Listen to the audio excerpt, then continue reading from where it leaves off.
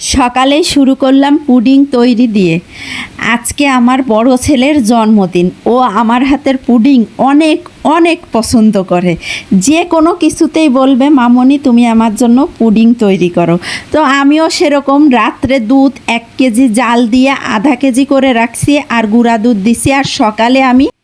আর সকালে ডিমটা ফেটে সুন্দর করে ক্যারামেল তৈরি করে পুডিংটা চুলায় বসাই দিব।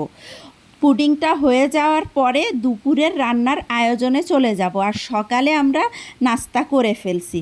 তো আমার ছেলে যেহেতু পুডিং অনেক পছন্দ করে, ওর জন্মদিনে তো ওর পছন্দের খাবারটাই আমার তৈরি করতে হবে। তো ক্যারামেলটা সুন্দর করে বাটিতে সেট করে নিলাম, আর এদিকে 4টা ডিম ফেটে নিলাম, আর দুধটাও মিশাই নিলাম। দুধটা আগে জাল দিয়ে রাখছিলাম বলে আমার কাজটা অনেকটা সহজ হয়ে গেছে। এইবার দুইটা জিনিসই একসাথে মিক্সড করে, দুধ, চিনি, ডিম এগুলা সব একসাথে মিক্সড করে তারপরে সেকে পুডিংয়ের বাটিতে দিয়ে দিলাম। অবশ্যই পুডিং তৈরি করতে হলে আপনারা পুডিংটা তৈরি করার পরে ছাঁকনি দিয়ে সেকে নেবেন, তাহলে কিন্তু পুডিংটা খুব সুন্দর হবে, একেবারে মসৃণ হবে, আর খেতেও অনেক মজা লাগবে।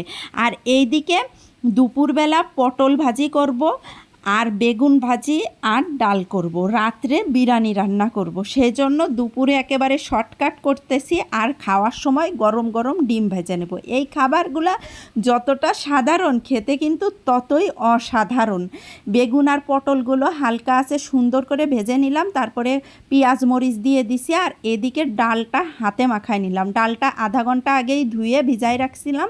তারপরে ভালো করে রসুন বাটা, জিরার গুঁড়া, মরিচের গুঁড়া, হলুদের গুঁড়া, তেল, কাঁচা পেঁয়াজ, মরিচ, এইগুলো পরিমাণ মতো লবণ সব কিছু দিয়ে হাতে মাখায় বসাই দিলাম। আর ফ্রিজে ফ্রোজেন করা টমেটো ছিল, ওগুলাও দিয়ে দিলাম। টমেটোটা দিলে কিন্তু ডালের স্বাদটা অনেক গুণ বেড়ে যায়। তো সুন্দর মতো রান্না করলাম, আর দুপুরে খাওয়া দাওয়া করে আবার চলে আসলাম চিকেন ভাজতে। আদা রসুন দিয়ে ভালো করে সয়া সস, একেবারে ঘরোয়া পদ্ধতিতে ঘরে যেই উপকরণগুলো আছে ওইগুলো দিয়েই আমি চিকেন ফ্রাইটা তৈরি করি। আলহামদুলিল্লাহ, খেতে অনেক মজাই লাগে। স্বাদ অনুযায়ী লবণ দিলাম, সয়া সস, আদা রসুন আর মরিচের গুঁড়া, আর হলো যদি একটু গোলমরিচ থাকে সেটা দিলে আরও ভালো হয়। তো আমার ঘরে ছিল না, সেজন্য আমি দিই নাই। এগুলা দিয়ে ভালো করে আধা ঘন্টা ম্যারিনেট করে রাখবো। ম্যারিনেট করার পরে গরম গরম ভাজা শুরু করব। আর ওর বন্ধুরা আসছিল রাত্রে, সেজন্য আমি বিরিয়ানি করছি, পুডিং করছি, আর চিকেন ফ্রাই করছি, আর কেক, মিষ্টি এগুলো ওর বাবা বাইরে থেকে আনছে। তো যাই হোক, আলহামদুলিল্লাহ, আমার ছেলের জন্মদিনটা অনেক ভালোভাবে কাটলো। সবাই আমার ছেলের জন্য দোয়া করবেন। এইবার হলো ফ্রাইটা ভাজা শুরু করব। তো ভাজার জন্য আমি নিলাম হলো বেসন নিছি, আটা নিছি, আর কর্নফ্লাওয়ার নিলাম, সাথে একটা ডিম নিলাম, আর লবণ, মরিচের গুঁড়া এগুলো আমি ওই সময় যখন মাংস মাখাইছি একটু বেশি বেশি দিছি, যাতে আমার পরবর্তীতে আর দেওয়া না লাগে। এবার ভালো করে এটা ম্যারিনেট করে ভাজা শুরু করে দিব। এখন ভালো করে যখন মাখানো হয়ে গেল, আর কড়াইতে তেলও দিয়ে দিছি, তেলও গরম হয়ে গেছে। বিসমিল্লাহ করে এক একটা করে সব দিয়ে দিব। দিয়ে প্রথমে জালটা একটু জোরে রাখবো। যখন এপাশ ওপাশ উল্টানোর পরে যখন গায়ে ভালো মতো মশলাটা লেগে যাবে, তারপরে জালটা মিডিয়াম রেখে চিকেনগুলো সুন্দর করে ভেজে নিব। জোরে জাল রাখলে কিন্তু উপরে ভাজা হয়ে যাবে, ভিতরে কাঁচা থাকবে।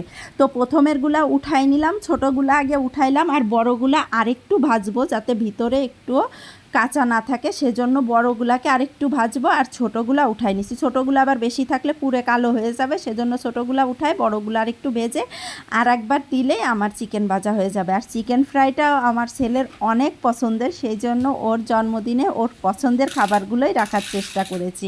তো আমার রান্নাগুলো আপনাদের কেমন লাগলো, ভিডিওটা কেমন লাগলো অবশ্যই কমেন্ট করে জানাবেন। যারা ফেসবুক থেকে দেখতেছেন তারা অবশ্যই ফলো, লাইক, কমেন্ট করে পাশে থাকবেন, আর যারা ইউটিউব থেকে দেখতেছেন অবশ্যই সাবস্ক্রাইব করে পাশে থাকবেন। আল্লাহ হাফেজ।